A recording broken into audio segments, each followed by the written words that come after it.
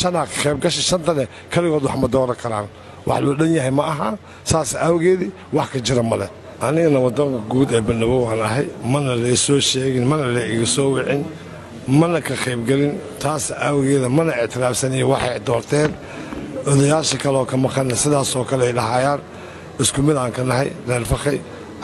Maxamuudi Ashraaf iyo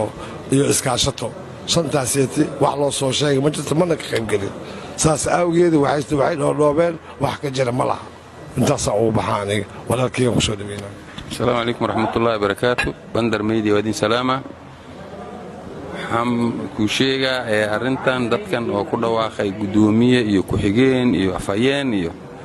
مرتو دتك حروة إنه والبحوة كل واقع كره وحوج عليه وصب سكره مركا إن شاء الله هادين شيغا شنغاني شن ماهن طبعا لحوة قدوميين اللي هذا هاي wixii shingaan qusay waxaan jecelnahay gudoomiyaha in laga la xiriiro xishan shan iyo gooni way badooda laakiin annaga odayaasha maanta fariistay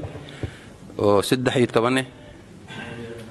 aan kallay isha macallin yiri wax walba ishaaday ku quusanaysa insha Allah marka waxaan hadda la sheegay annaga kallay waxaan ka ixtiraafsanahay maaha waxaan ixtiraafsanahay oo annagana ayidsannahay maaha dadkii wax isu sheegay ayagay u taalaa كاس أنا شغل مكليني ما شروا أهل مرام.